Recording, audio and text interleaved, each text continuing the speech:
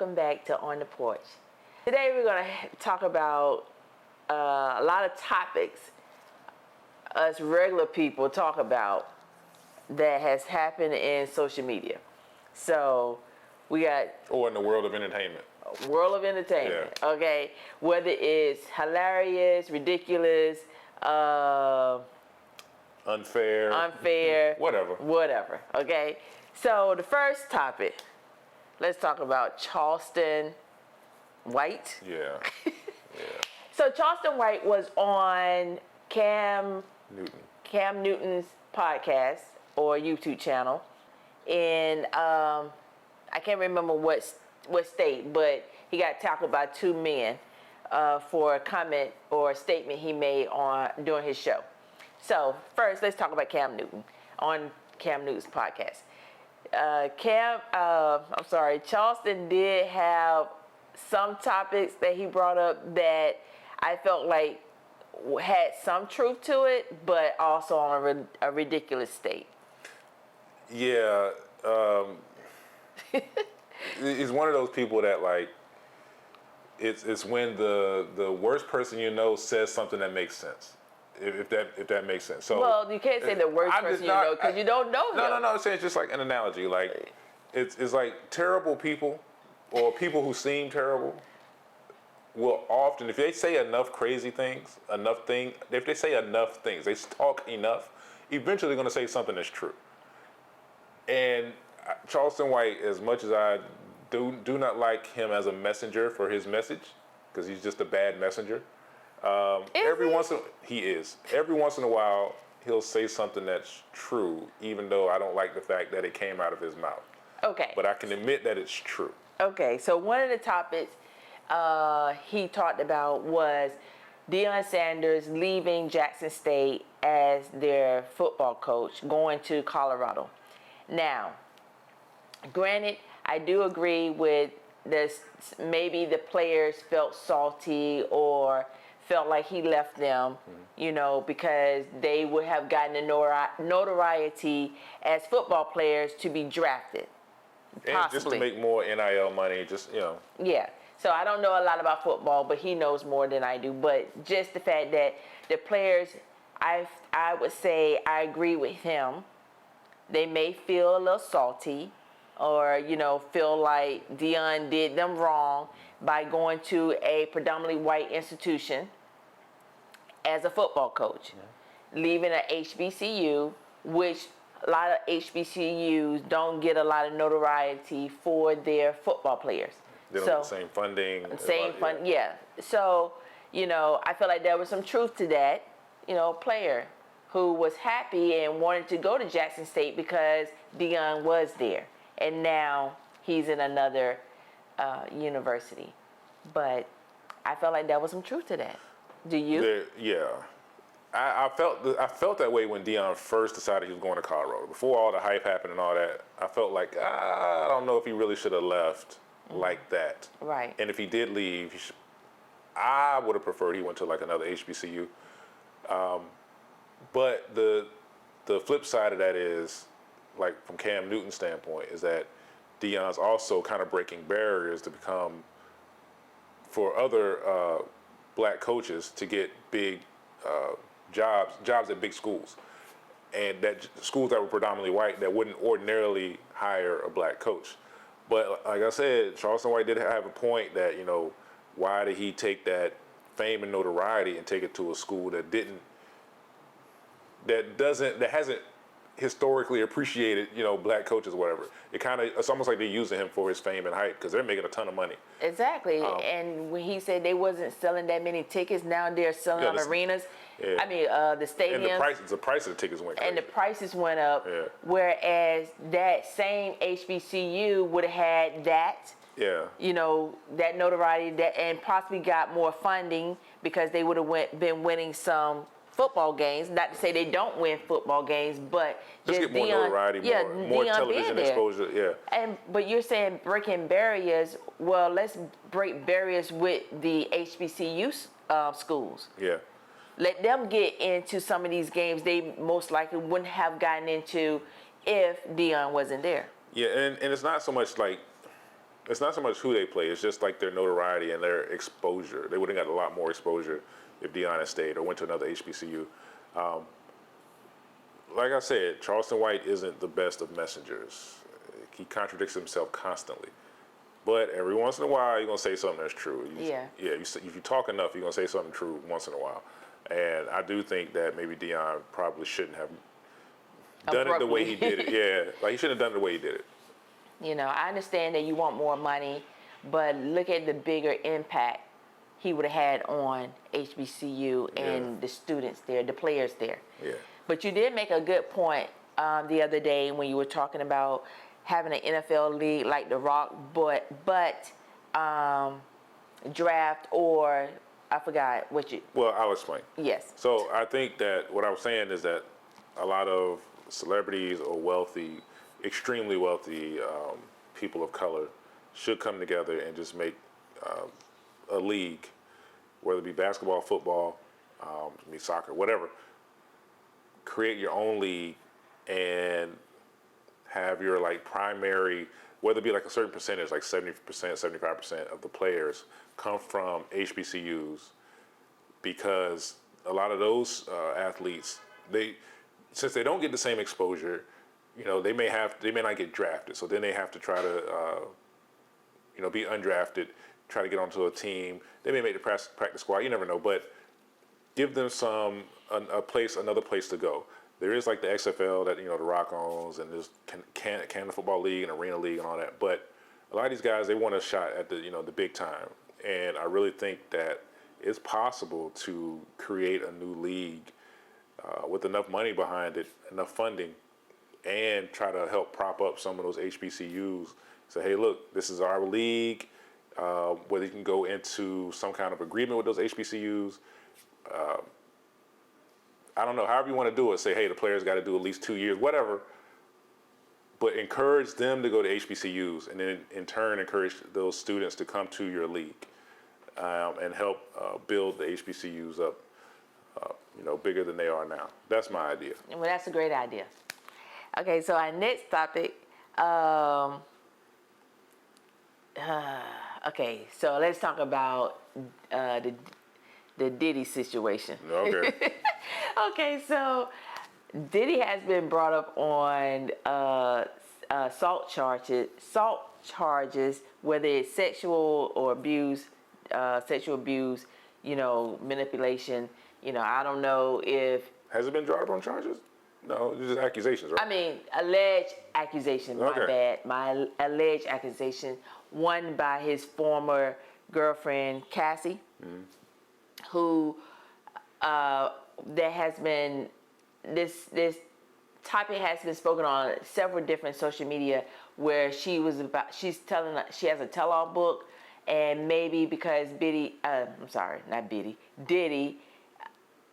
settled the lawsuit so quickly is because he wanted to put restrictions on what she could tell in her tell-all book, and people are speculating that Diddy goes both ways, or Diddy likes men, allegedly. So I don't know how much truth that is to that, but I do know that back in the 90s, we all, regular people, were wondering why he had a manservant, Farnsworth Bentley, 90s, walking around with an umbrella. It was 90s, 2000s, whatever it was. Yes.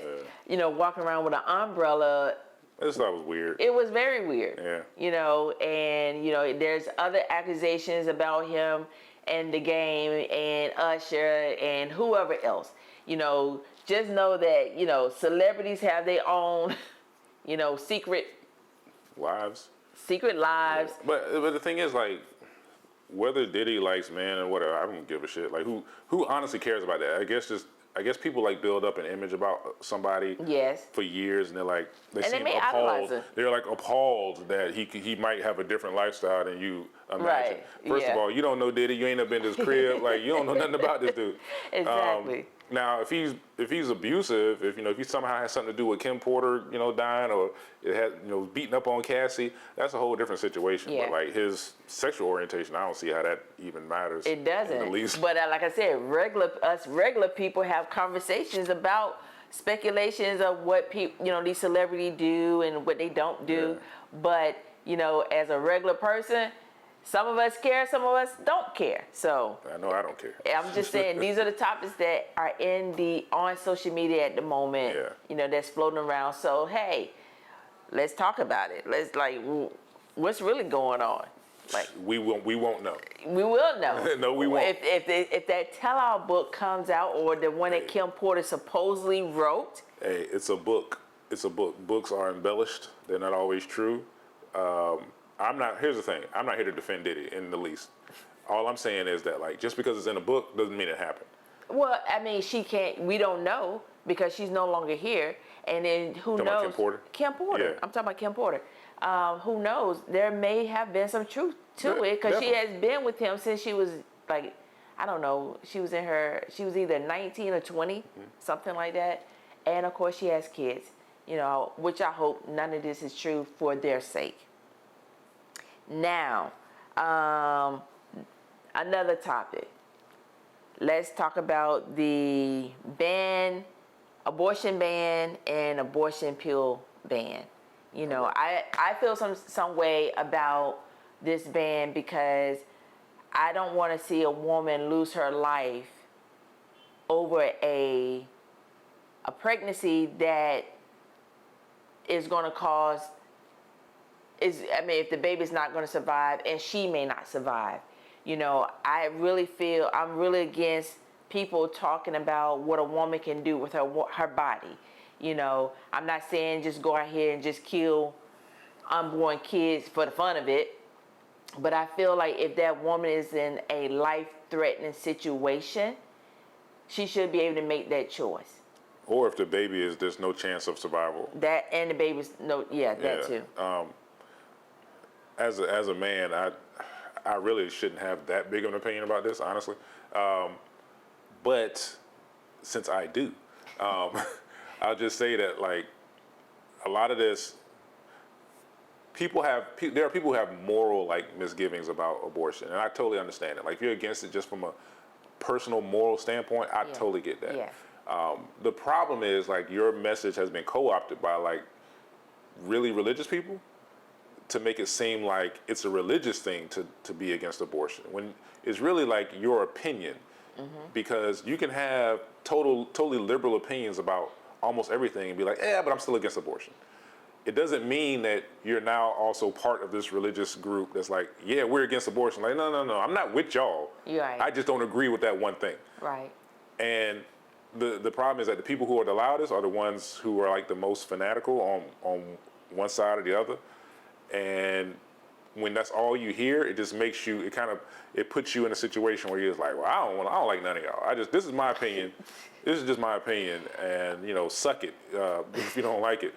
But I think the problem is that, like, it's been pushed for so many years by, like, religious groups to get rid of abortion. Like, they've done so much for this one issue, but, like, there's still hungry kids. Exactly. Like, you care about not killing kids before they're born, but as soon as they're born, you don't give a shit about it. Exactly. Like, you have this agenda that you want everybody to have kids, but where are you when that person needs support? Yeah, they where need welfare. We don't want nobody on welfare. Exactly. But you want them to have all these kids. Exactly. You're complaining about their taking taxpayer dollars and all of that, but you won't do free child care, but you want them to have a bunch of kids. It doesn't make sense. It really doesn't. And I just don't. Pick a lane. I just don't want a person suffering from a situation that the baby's not going to survive and they will not survive either, and a spouse or family members have to deal with burying two people. When it could have been prevented. It could have been prevented. Yeah. Or, you're basically saying, okay, you have this child, knowing that this child may not live a week or two after it's born. So now she has to give birth to a child that she knows is not going to survive. Right, and even if you keep this child, especially if you know this child's going to have a lot of medical problems. Can this person afford it? And it may not survive 2 weeks, but let's say it does survive for 4, 5, 6, 7, 10 years. Well, now this person has a situation where they probably can't just afford all the constant medical care. And of course, no one's going to want to help. No. I know they have foundations, but Right. how long that foundation is going to continue to support Right. you, knowing that they're does- not getting enough money. Does everybody have access to that? You know, Right. there's too many variables. It's too many variables, and not only that, I cannot understand how there are women agreeing to this, because if they were in the same situation, yeah, they may have the money to fly to another country, another state, and have an abortion, but that same law restriction should apply to them. You can't leave. You're pregnant? Oh, I'm sorry. Well, that is kind of like what's happening in some states, like with Texas. The girl, they wouldn't let her go to another state to have an abortion. Oh, I'm Yeah. not talking about the regular people. I'm talking about these people who are passing laws Yeah. when their family member or themselves get in a situation. I don't want to hear your excuse. And you trying to tell me I would? You know what? Somebody should pay for a private detective or something to go and investigate how many male senators and representatives and Congress people have paid for abortions. Because I know there have been some. Yeah. So what do you say about that? And Oh, they're the same ones who vote against it. but they have the money. Yeah. You know what I'm saying? They have the money to avoid people knowing or paying someone to have it done. So I don't agree with that. I don't agree with anyone having control or say on whether I can do whatever I can with my body, what I want to do with my body. It's my body. Anyway, moving on. Last topic. The Jonathan Majors trial. The sham trial. And that's just my opinion. Sham. Some BS. Honestly, I feel like it's a witch hunt. I feel like, why are we really having a trial where I'm not for physical or abuse or any type of abuse towards a woman at all, a kid, anyone? But let's be real. You see so much evidence of him trying to get away, Yeah. avoid a bad situation, but yet he's on trial, and he's the one who called to get this person assistance because he was truly concerned about her well-being, and it flipped to, oh, you abused this woman. We're talking about a couple of fingers, maybe One. a scratch. One finger, a scratch behind I don't the ear. know. But there are women who are seriously being abused for other things, and we are focusing taxpayer money on a frivolous. And the trial. problem with it is the women who are being like, and here's the thing, I'm not saying they had a good relationship. They broke up, they had a bad breakup. Yeah, probably toxic. That ain't a crime. All right. The problem here is that, like, her accusations, and even if she was really serious about pushing it, the courts were very serious about pushing it. If he's found not guilty and she's, you know, shown to be pretty much fabricating most of this story, and so are, like, you know, maybe some of the police and the prosecutors, blah, blah, blah, it just makes it so much harder for women who have legitimate abuse Cases. claims Yeah. and legitimate claims to be taken seriously. Because the reason we get so much focus on this case, because obviously there's a celebrity involved, and of course, you know, for us, you know, the woman is white, the man is black. And historically, that's been a problem, all right, in these cases. So it just it shines a light on, like, these, if it's totally false, it shines a light on these false accusations, and it makes it so much harder for just any woman to get away from abusive relationships, or, you know, call the police, or have her story taken serious, because we got so much focus on this woman. And this it situation. appears that it's a whole lot less than what the prosecutors were saying.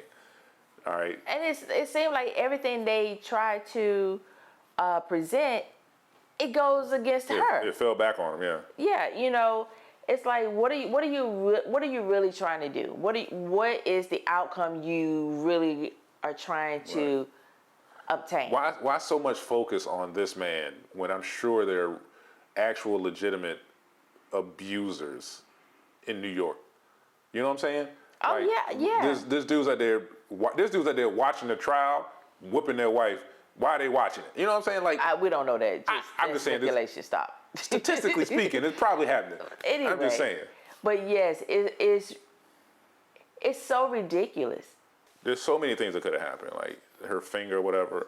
The driver testified that she was hitting him. Well, You know, how do you know that she didn't hurt her finger when she hit him? that's possible. There's so many things that could have happened. Anyway, her story just seems flimsy to me. There's a video circulating showing Jonathan Majors picking up his ex-girlfriend, placing her back in the car, but yet you see like he's trying to pull away and she's pulling him, and eventually he turns to walk away. She grabs him. Of course, he pushes her off, and Like snatched his hand away, kind of. yeah, and he's running, and no one knows how many blocks. There's It seemed like speculation 5. it's between 3 to 5 to 6 blocks that he's running from her, which is absolutely crazy. He was hoofing. You know, he was in Creed shape back then. It's absolutely ridiculous to see this man running from a woman, and particularly a white woman. So if it was the other way around, Oh yeah. this case would have been wrapped. Yeah, he'd be in prison right now. It just been like, he can't say, oh, I feared my life, even though, you know, because he's a black man. It would be like, what were you fearful of? Right. You know, I Sham. I really cannot. If you don't know what a witch hunt is, you need to watch this trial, because this is basically what a witch hunt is. Yeah. And I hate the fact that he made this statement for her to be more like Coretta Scott King and Michelle Obama. Yeah. I'm sorry, dude. That don't apply. Yeah, you can't, and don't take this the wrong way, but like, You that's not cannot. a statement you can make to a white woman. Yeah, I think like the comparison he made with his girlfriend is just that, like, first of all, no one knew this woman was his girlfriend until this case happened. You know what I'm saying? It's not like she was in the limelight with him all the time or something like that. Right. Well, at least the general public didn't know. And like I said, it's not a statement you can make to a white woman. Just like a black man wouldn't want to be compared to like some famous white men. And like, you know, our lives are totally different. It's not a fair comparison. No. Like, don't compare me to that. So yeah, I don't like the fact that he used that, but I see where he's coming from. He's like, he wanted her to be classy, stop drinking so much, stuff like that. But anyway, he shouldn't have been with her crazy ass to begin with. That's our regular ass Yeah. people opinion.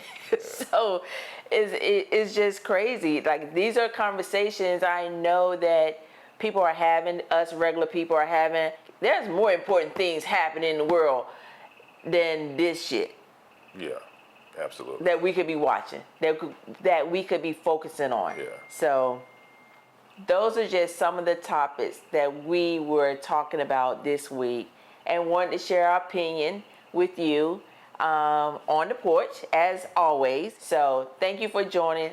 Like, share, and subscribe. Until next time, bye.